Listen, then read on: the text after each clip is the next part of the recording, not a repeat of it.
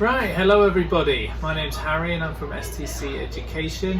Hello everybody, I'm Stanley, also from Stc Education.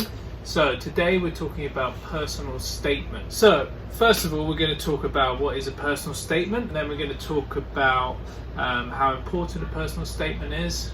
Then Stanley's going to tell you about a good structure for the personal statement. Then I'm going to talk a little bit about the process of writing it, so how you should actually approach writing a personal statement in terms of planning and then execution. And then we'll look at some tips from some university admissions tutors, like some do's and don'ts around personal statements. So first of all, I want to say that we're talking about UCAS personal statements for undergraduate courses. We're not talking about personal statements for master's courses. Although if you are applying for a master's degree, possibly next year, then some of these points will still be of use to you. So basically, what is a personal statement? It's 4,000 character piece of writing about yourself. Okay, written from a self-reflective point of view, so no passive here. You write, talking about yourself. Okay. And basically includes these things, or it should include these things. Why you're applying for this particular subject, how passionate you are about your subject, why you are suitable for your subject, to show your skills and to show your personality. That is what a personal statement is. Why do you write it? So we write a personal statement to really strengthen our application. For the top places in the UK, the top universities, your Oxford, Cambridge, UCL, Imperial, all of these, the competition is very, very strong.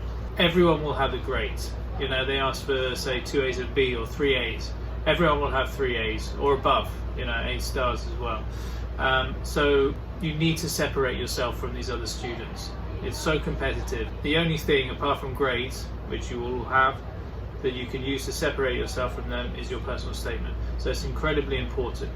Also, if you're missing a grade, maybe, let's say the university's asking for 2 A's and a B on A level, and you get 2 A's or an A and 2 B's, but you have a very strong personal statement, then maybe they will consider you still. So it's very, very important. You must do it well. It has to be good, okay? Particularly if you're applying for the best universities in the UK. So we kind of talked about why and how important it is, but now I really want to talk about the structure. So what is included in a good personal statement? So Stanley, tell us about the structure. So in terms of the structure, normally we'll separate our personal statement into 4 paragraphs. Do not just write in a single block of text. This will be hard to read, and also you make the admission tutor feel disengaged in personal statement. For paragraph 1, here you have to describe your reasons of why you are interested in this subject. This is a good chance for you to persuade the admission tutor that you are a motivated and you are a well-prepared student, and you have done a lot of course research before getting into this college, and also to show you have a genuine desire to study this subject. For example, you can say that you have taken what kind of courses in A level, and you feel really interested in this. You want to extend your research, your study in the college in terms of the subject you choose. And in the end of this paragraph, you can talk a little bit about your future plan to show that you have thought about your future and you really have a plan which can be linked to your subject choice. In paragraph 2, you can talk more about your academic interest here. For example, you can say that you have read relevant books or article, or have taken extra degree courses, and in which part of subject you are interested in terms of courses you have taken or the article and books you have read.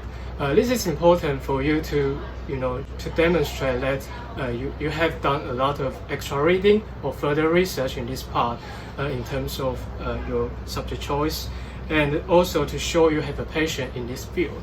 For paragraph 3, you can elaborate your work experience here. Do not just describe the experiences themselves. Try to give the admission tutor some specific examples or evaluate what you have learned from the experiences. And not only paid work, but academic competition or short-term internship or unpaid work, these are also count for your work experiences. Paragraph 4 is where you can talk about your extracurricular activities. No more than 20% of the whole statement for this paragraph. Try to use something that can demonstrate your you have a certain kind of skill or personalities.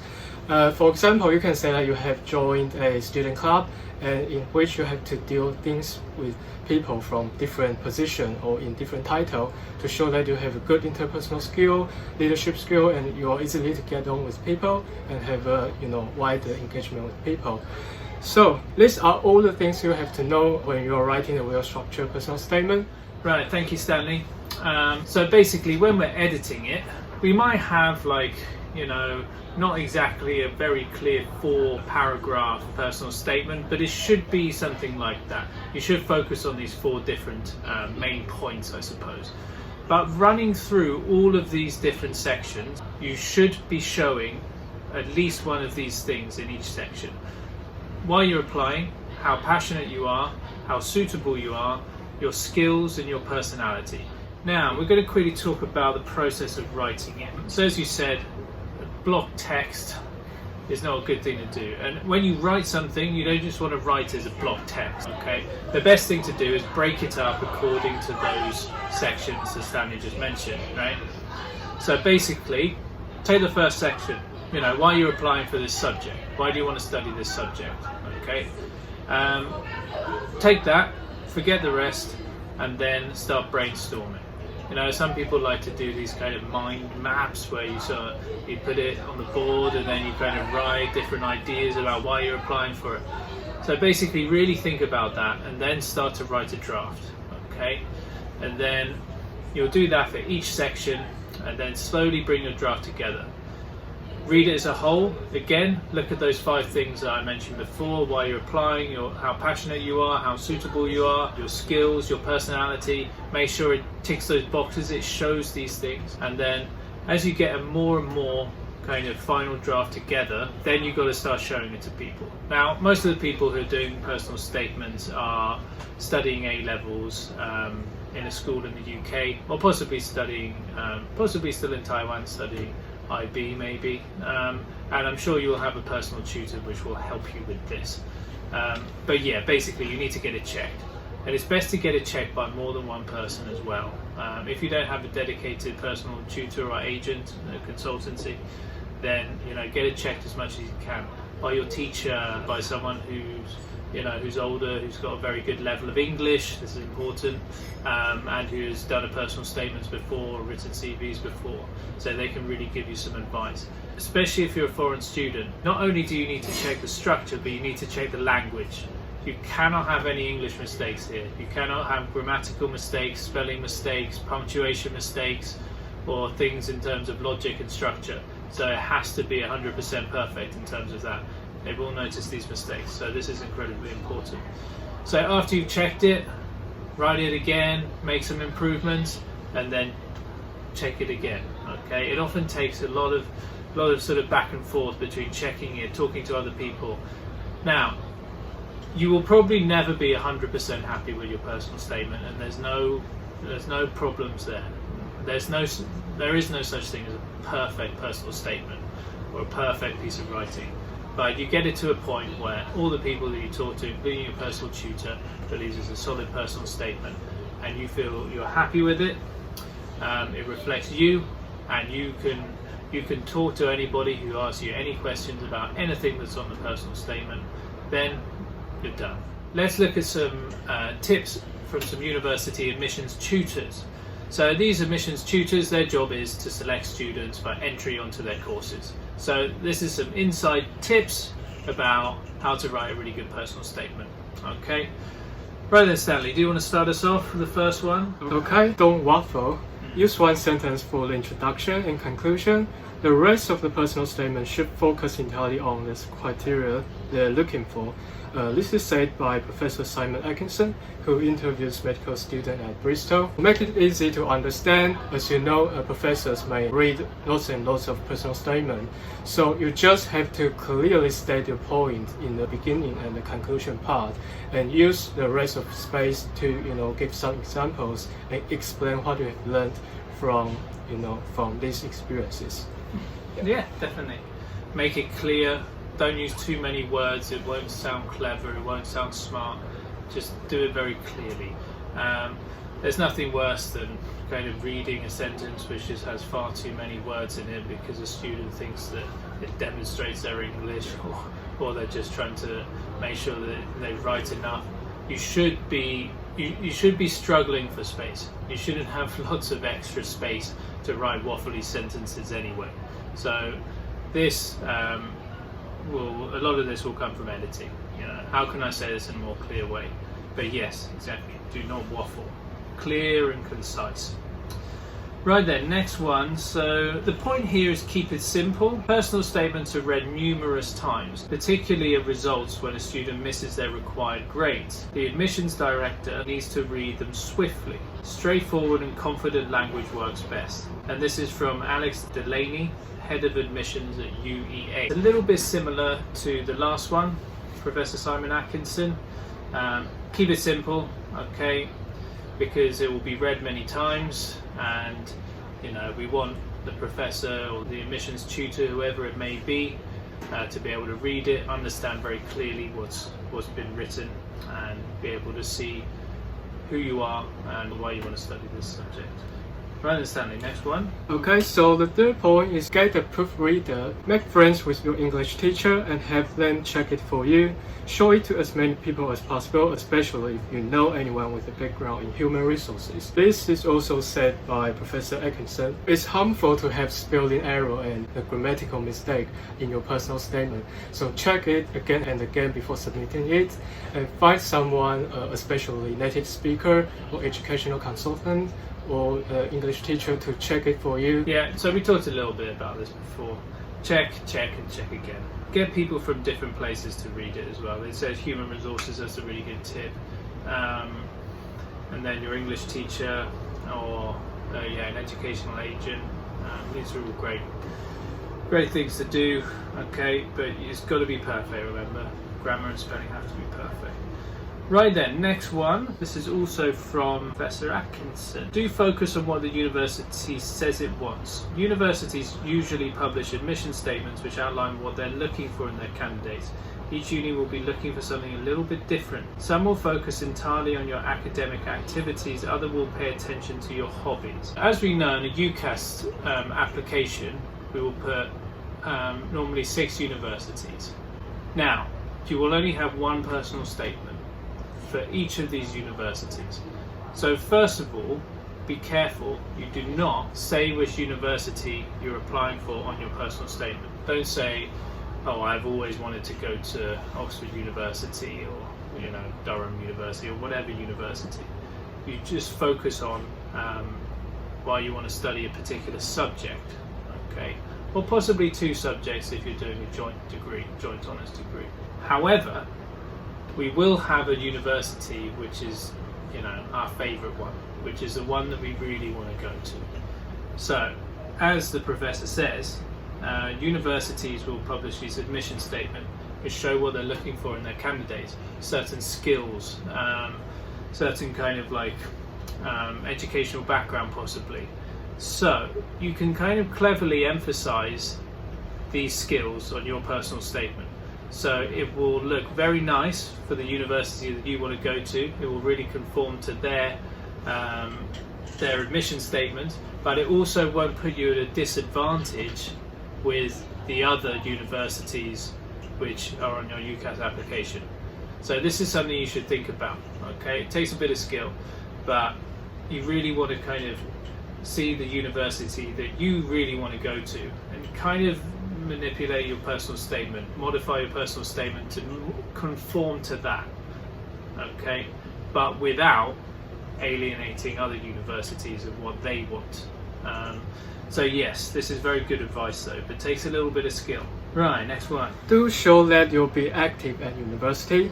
Any personal examples of work experiences, weekend jobs, or school activities can be of use. Almost any hobby can be relevant in some way. Be sure to relate them to your studies. Playing an instrument, for example, shows application, stamina, and the ability to study and practice, as well as teamwork if you play with other people. This is a guideline from The Guardian. You have to show that you have a certain kind of personality or skills which show that you are an interesting person and you have some kind of skill or personality outside the academic life. Yeah, definitely.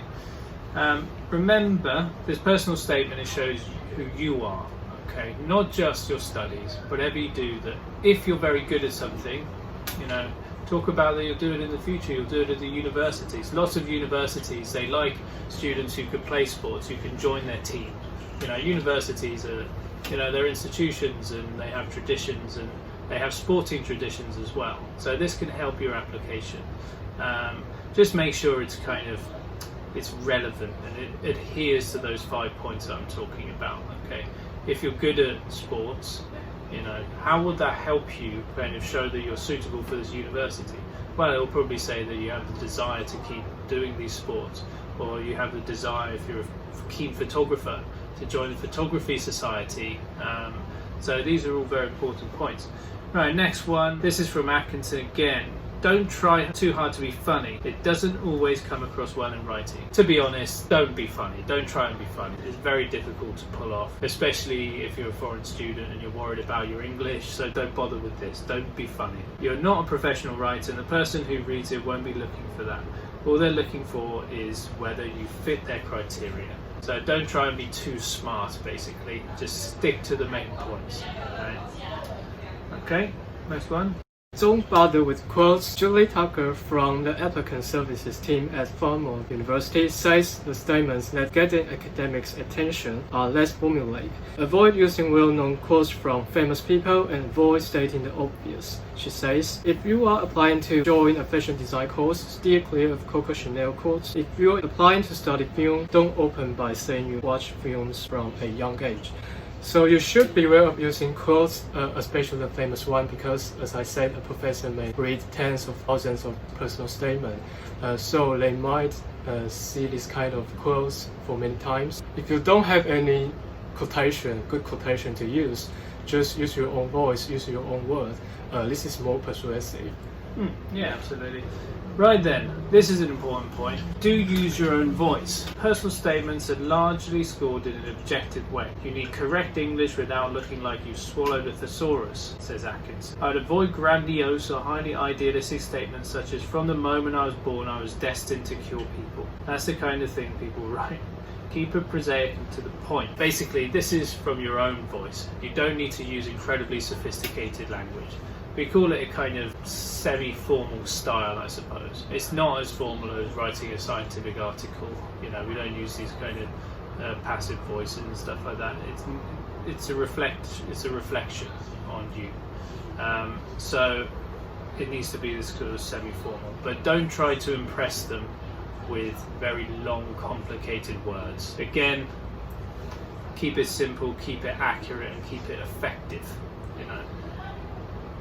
These long words don't often increase a level of understanding from the reader. They often detract from it and make it more complicated. Final one, do be honest. For courses that interview the applicants, academic teams often use a personal statement to guide their questioning. With that in mind, applicants shouldn't use anything they're not comfortable talking about in detail, also said by Professor Tucker. Dr. Sam Lucy, the Director of Admission at Cambridge, also agrees with this point. She said that admission teams often refer to personal statements at interview. We're checking that the enthusiasm is genuine. In particular, we should get an idea of where within your subject this enthusiasm lies. It is clear that professors always, if not usually, ask questions from your personal statement. So do not lie, be honest, show your sincerity is enough. Yeah. Good. So, those are our tips and tricks for writing a personal statement. Now, you probably want to see some personal statements. So we will give you in the next video some looks at some real personal statements that have been written by students before. Okay, we will look at which parts are good, which are not so good, and why. And then, yeah, after that, you should be able to have a bit more knowledge and a bit more understanding about writing personal statements. Right then, everybody. So, thank you very much. Thank you, Stanley. Thank you. And we'll see you soon. Okay. Bye-bye. Bye-bye.